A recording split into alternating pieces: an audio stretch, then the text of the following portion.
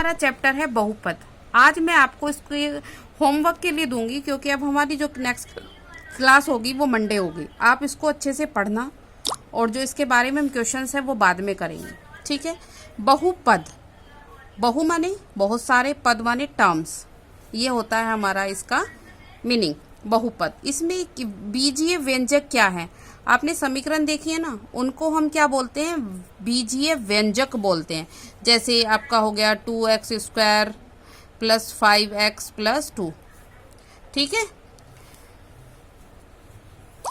अब आपके बहुपद में आना है एक चर, अब आपका आएगा एक चर में बहुपद, जो आपका है, आपके पास चर एक ही होगा। अब हम चर और अचर के बारे में बात करते हैं कि अब हमने चर बोला है तो चर होता क्या है, ठीक है। अब हमारे इसमें होते हैं दो चीज, एक तो होती है अचर और एक होता है चर। अचर, अचर का मान कभी भी नहीं बदलता। अचर जो है कांस्टेंट होता है, इंग्लिश में उसको हम क्या बोलते हैं, कांस्टेंट। उसकी वैल्यू कभी भी चेंज नहीं होती। जैसे 2 है, 5 है, 6 है, तो 2 क्या है, हमेशा 2 ही रहेगा। 5 है तो 5 ही रहेगा। कोई भी नंबर्स ले लीजिए आप, इंटीजर्स कोई भी ले लीजिए, माइनस भी लोगे तब भी तो माइनस है तो माइनस ही रहेगा, ठीक है। अब आते हैं हम चर। चर का मान बदलता रहता है। और चर होते कौन से हैं, जैसे इक्वेशन में x, y, z, कोई सभी अल्फ़ाबेट आपके चर माने जाते हैं, चर में हम लेते हैं। इनको क्या बोलते हैं, इंग्लिश में वेरिएबल बोलते हैं। क्या बोलते हैं, वेरिएबल। और चर का मान अलग अलग होता रहता है, चर का मान बदलता रहता है। अब जैसे देखिए यहाँ पर कैसे बदलता है, जैसे x + 2 है 0, इधर ले गए x = हो गया -2। कहीं x की वैल्यू कुछ होगी, कहीं पर कुछ होगी, तो इसलिए। और लेकिन जो 2 है आप उसको किसी के भी साथ रख दीजिए, 2 ही रहेगा, उसकी वैल्यू चेंज नहीं होगी। अब जैसे बीजीय व्यंजक के उदाहरण कि बीजीय व्यंजक कैसे बनते हैं, जैसे ये हो गया 2x + 5, ये भी आपकी सर्वसम वो है, इक्वेशन है एल्जेब्रिक। और ये 3x² + 2x + 5, ये भी आपकी एक इक्वेशन है, और ये भी आपकी इक्वेशन है। अब आपने क्या देखा इसमें, यहाँ पर आपकी 2 टर्म है, और यहाँ मैं ये ले लूँ 2x ले लूँ तो यहाँ पर कितनी टर्म है, 1 टर्म है। यहाँ पर कितनी टर्म है, 3 टर्म है। और यहाँ पर कितनी है, 4 टर्म्स हैं, ठीक है। डिफरेंट आपकी ये है। अब इसमें पद, पद होता क्या है, पद जो 2 नंबर और जिनके बीच में आपका प्लस साइन हो। ऐसे नहीं जैसे 3 + 5 आपने लिख दिया कि हमारी 2 टर्म हो गई, नहीं। एक आपका वेरिएबल भी होना चाहिए, चर भी होना चाहिए, और अचर भी होना चाहिए, क्योंकि इसको तो हम ऐड कर देंगे तो ये 8 आ जाएगा।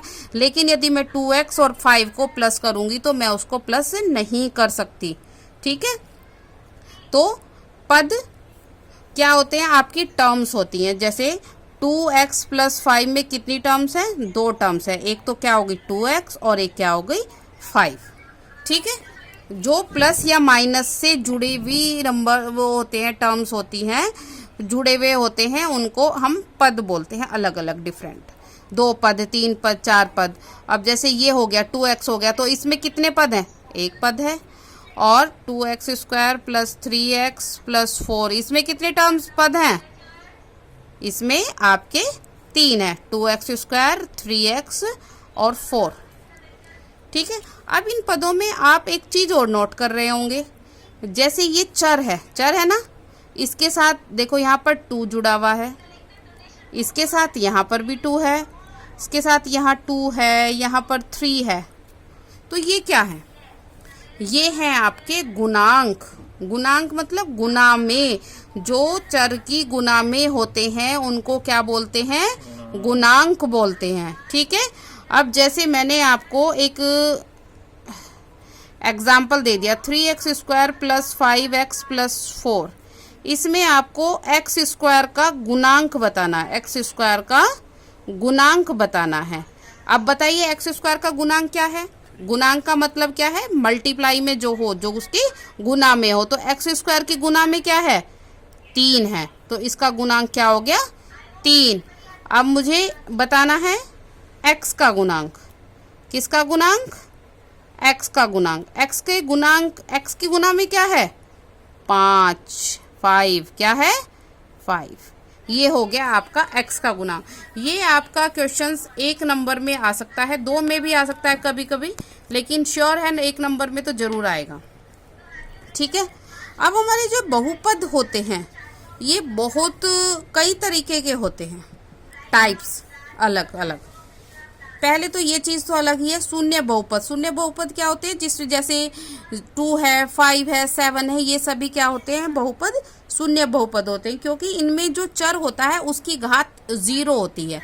अब मैंने अभी आपको पहले वाली एक्सरसाइज में बताया था कि a की पावर 0 क्या होता है 1 होता है, तो यहाँ पर x की पावर या किसी चर की पावर 0 होगी तभी तो वो 1 रहा होगा, और 1 में किसी नंबर की मल्टीप्लाई करेंगे तो वो एज इट इज आएगा। तो ये सभी बहुपद क्या कहलाते हैं, शून्य बहुपद कहलाते हैं। इन सभी में चर की घात क्या होती है 0 होती है। ठीक है, अब आइए बहुपद कितने प्रकार के होते हैं, टर्म्स के आधार पर, पदों के आधार पर।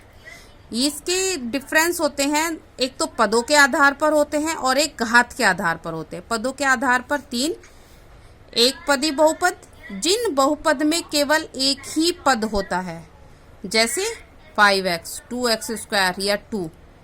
जिन बहुपदों में केवल एक ही पद होता है उन्हें एक पदी बहुपद कहते हैं, और जिनमें दो पद होते हैं उनको क्या कहते हैं द्विपद। द्वि माने 2, द्विपद। जैसे 2x² + 4, 2x + 5, या आप ऐसे लिख सकते हो y की पावर 100 + 2, ऐसे कुछ भी कर सकते हैं आप। फिर तीसरा है त्रिपद बहुपद। पहला था एक पद वाला, फिर 2 पद वाला, और अब क्या है आपका त्रिपद। तो 3 से आपको समझ में आ रहा होगा, 3 माने 3, जो संस्कृत पढ़ते हैं उनको पता भी होगा। त्रिपद बहुपद, जैसे त्रिभुज होता है त्रिपद। जिन बहुपदों में 3 पद होते हैं उन्हें क्या कहते हैं त्रिपद कहते हैं। अब देखो, जैसे इसमें एक पद ये रहा, दूसरा ये रहा, और तीसरा ये रहा, तो 1 2 3, तो कितने पद हो गए 3 पद हो गए। इसमें भी देखो 1 2 3, 3 पद। तो ये किस चीज का उदाहरण है, त्रिपद बहुपद का। ये बेटा आज आपको नहीं करना है, अभी फिलहाल क्लास टाइम में इसको आप आराम से बैठ के घर पे देखेंगे 2 बार, क्योंकि हमें कल नेक्स्ट क्लास में क्या शुरू करना है, आपका बहुपद शुरू करना है। बेसिक जानकारी आपको नहीं होगी तो हमें बहुत प्रॉब्लम हो जाएगी। 8 मिनट की होगी। ठीक है, कोई बात। बहुपद की घात, पहले मैंने क्या कहा था, पदों के आधार पर बहुपद, और अब आएगा हमारा घात। बहुपद की घात किसे कहते हैं, चर की अधिकतम घात बहुपद की घात कहलाती है, बहुपद की घात कहते हैं। अब जैसे इसमें अधिकतम क्या, अधिकतम जो सबसे ज्यादा 3 है। अब एक और एग्जांपल मैं लिखती हूँ, जैसे y की पावर 100 + y की पावर 23 + y की पावर 10 + 6 = 0। ठीक है, अब इसमें देखो y की पावर 100 भी है, 23 भी है और 10 भी है। अधिकतम ज्यादा कौन सी ज्यादा है, 100। कौन सी है 100, तो इसकी घात क्या हो जाएगी, बहुपद की घात हो जाएगी 100। ठीक है, अब आते हैं हम घातों के आधार पर बहुपद में क्या क्या नाम रखे गए हैं। जिन बहुपदों की घात 0 होती है उनको तो हम पहले डिस्कस कर चुके हैं, उनको क्या कहते हैं शून्य बहुपद। क्या कहते हैं, शून्य बहुपद। अब जिन बहुपद की घात 1 होती है उसको क्या कहते हैं, रैखिक बहुपद। क्या कहते हैं, रैखिक बहुपद। जिन बहुपद की घात 2 होती है उन्हें द्विघात बहुपद कहते हैं। क्या कहते हैं, द्विघात बहुपद कहते हैं।